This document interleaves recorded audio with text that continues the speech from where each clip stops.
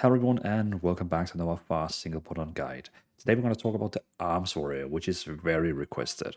So in today's video we're going to go through the stats, the talents and rotation. In case you want to have more knowledge or more, basically just more information about the spec, I also will be uploading a longer version that is going to be like an hour long. So we're going to have this one here which is 10 minutes, and then soon I'm also going to be uploading a 1 hour version. But let's get to it. So when it comes to stats, basically, the very most important one is strength. And what I mean by that is item level, eye level. So basically, for example, if we have a look at my ring here, you can see the ring here is a veteran item. I would only change that item if I got another ring that was a higher upgrade level. As you can see, this one here is a veteran. That means I would only change it if I got another ring that had better secondary stats, or it was a champion ring, a hero ring, or myth ring. You can see over here, basically this. I would only change my veteran one for a champion, hero, or myth because it would give me so much more strength that I would 100% change it no matter what the secondary stats are.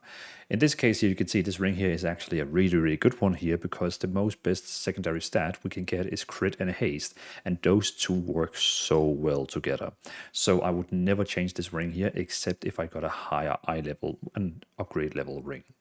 So just to be clear, always go with the highest upgrade level, especially for Arms Warrior. Then, after that, what I would be doing is critical strike. So we got so many talents. I don't even want to show you because if I open up my here, you can see like if I search for critical strike, look at all those searching icons. There is so many things that is increasing. Like we have so many talents that increase the critical strike damage and critical strike rating. Like it is insane. The Arms Warrior is such a crit and burst build, so you just want as much crit as possible. After that, we're gonna have haste. It's basically gonna increase the speed of getting more rage, which means you're gonna have a more fluid rotation. It's gonna lower the global cooldown, which when you're using single button assistant here, as you can see here, God damn it, here you can actually see it reduces the global cooldown by 25%, and by having more haste, we can kind of counter it in a way, which is very nice. It also reduces the cooldown on many of our spells. For example, if you look at some of your spells, you will see they have a green cooldown. That basically means haste is reducing the cooldown when it's a green.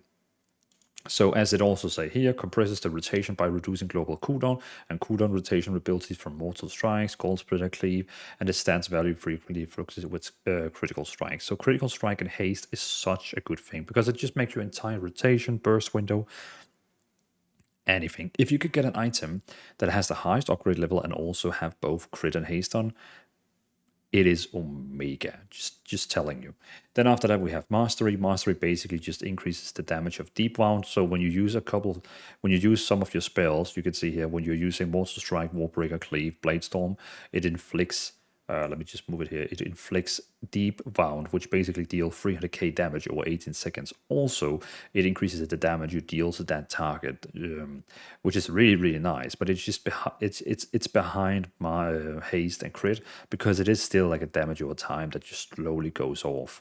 So still very powerful. And versatility basically just increase the damage you do and reduce the damage you take. So it's fine, but it's nothing compared to what we have in crit and haste. So that is the most important stats. When it comes to talents, I got 2 talents. We have one that is for the dungeon and delves and leveling. Basically, the build you will be using all the time, not in raids, but like, dungeon delves and so on. This one here is using Colossus, which has the spell called Demolish, which is great for like attacking multiple targets or striking really hard against one target. But this is just really the Omega build for like self-healing, self-sustaining, dealing a lot of damage to a lot of mobs in one time. So you definitely need to use this build here for anything. But for raids, when you actually have to target one boss, we're using the Slayer because the Slayer increases the damage of Blade Storm, Execute, and it just does so much more damage against one single target. Like it is so omega when it comes to raid bosses. So the raid build will be using Slayer, which or just have passives, which is very nice, but it just increases the damage of Blade Storm and Execute on one target, and it's just so great for like raid bosses. But the Colossus build here is insane for when it comes to leveling, dungeon, delves, and it also has this one here called Veteran Vitality, which just makes you get such an insane self-heal with it. Both my builds are using also second wind, which I will never play without. I know a lot of people, they don't play with second wind, they take spell reflection instead, but I just can't play without second wind. This ability that heals you for 6% of your health all the time when you haven't taken any damage for 5 seconds, and also restore 1% of your health every second when you're below 35%.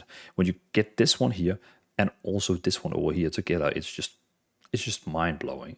So again, we have the dungeon build, the raid build. You can find both the builds on my Discord. So there will be like a string where you could just click import here and then import the builds. So that's the builds. When it comes to rotation, it's actually quite simple with the Arms Warrior with single button assistant. Some of the other guides I've made has been very like, where you need to use different spells on different times and, you need to time a lot of things. But with the Arms Warrior, it's quite simple. Basically, what would we do first? We're going to talk about the dungeon build first. So the dungeon build first, you would be charging to get 20 rage to just help you getting, more out of your burst, your starting window. Of course, first we're going to use Battle Shout, which is increasing your attack power by 5% for 1 hour. After that, we're going to be charging. So basically, it's going to give you 20 rage and it's going to deal 25k damage. Then, usually... So we have one cooldown that is not inside single button system called Avatar. What I would do personally is I would use Avatar right after charge, because single button system is going to use your cooldowns ASAP. And when you actually use your very strong cooldowns, you kind of want to have Avatar ready, because Avatar is increasing your damage you deal by 20%. So when the first thing in the dungeon build it wants to use is using Ravager. So when I use Ravager, I also want my Avatar on at the same time. In professional builds, normal builds, manual playstyle, you would first use normally Avatar after you have used, for example, Warbreaker or Colossus Smash. But with a single button system, since it's going to just spend off all your cooldowns ASAP, you kind of want to use it right after charge. But try to, you can also click 1 and 2 at the same time to just like pop them off at the same time. So it's going to look like this. So you're going to, of course, use your Battle Shout, then you're going to charge Avatar and press 1. So now you can see here, we actually used my Avatar at the same time with opening up. And now all the spells it's going to spend and all the cooldowns it's going to use is going to be all increased by my Avatar, which is basically making everything deal 20% more damage, which is insane. If you're wondering which spells it actually uses here, it has all these spells inside it. Cleave, Demolish, which we get from the Colossus build, Execute, Heroic Throw, Mortal Strike, Overpower, Ravager, Rend, Slam, Sweeping Strike, Thunderous Roar, and Warbreaker. Tons of spells. But again, the opener would be Battle Shout, Charge, Avatar, and then you just start pressing 1. I know a lot of people is going to be like, did we need a guide for this? Well, still, I make these builds here, which, can help a lot with the damage, some survivability, like, second win and this one here compared. And then, yeah, it's just nice, and you have all the key bindings here. Just to help you a little bit more, when you do dungeons, please do interrupt and stun the targets. So if you see this target here starting casting a spell that you can interrupt, use your number 3 here, Pummel, which is going to interrupt it. You can use it every 15 seconds, and people really like when you interrupt. We also have Heroic Leave in case you're standing in fire, then you can use like Heroic Leave to come out. We also have Impending Victory, which is an insanely strong spell because it heals you for 30% of your maximum health. So whenever you need a healing, use it, boom, 2.5 million healing. Your healers are going to love you because you're going to be healing yourself for so much. We also have a Battle Shout, which is the one that gives everyone 5% more attack power. Heroic Throw doesn't deal much damage, but it's a spell that the single button system will use when you are far away from your target. We also have Berserker Rage, which is making you immune for fear, sap, and some incapacitation effects. We also have Die by the Sword, which reduces all damage you take by 30% and increase your parry chance by 100%. It's really nice. In case, like, imagine the tank dies and the mob starting attacking you, then it's a nice spell to drop down to basically parry all the attacks. If you see everyone in your party dropping a lot of HP, then you could be using Rallying Cry, which is increasing everyone's maximum health by 10, which is insane. If you see multiple mobs are starting to cast spells at the same time, then we have Shockwave, which is basically stunning them all. So it will interrupt them all at the same time. Insane. Also, if they start casting again, we also have Stormbolt, which is also interrupting. So you basically have 1, 2, and 3 interrupt spells. If you see a mob chasing the healer, you could use Hamstring on it, and then it will move very, very slow, and the healer has a chance to run away from it. That's basically it. When we talk about the raid build, the only difference we have with the raid build is that it's using Slayer. So it has this passive effect where it looks like it keeps using Bladestorm, but it doesn't use Bladestorm. It's just when you attack, it has a chance to like deal additional attacks. We also in this build here actually have Bladestorm, which is inside the single bot in the system. But the rotation would be the same thing: Battle Shout, Charge, Avatar, and then spam 1. And now it's gonna just like go through all the important spell, Colossus Smash, and Bladestorm. The only thing you really have to do is just to make sure that you actually are in position to actually deal the damage.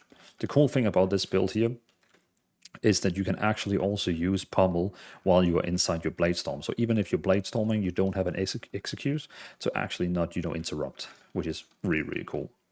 So that's the rotation. Honestly, that's the entire rotation. You have the raid build, you have the dungeon build, and again, yeah, Battle Shout, Charge, Avatar, and spam 1. And then use Avatar whenever it's ready again.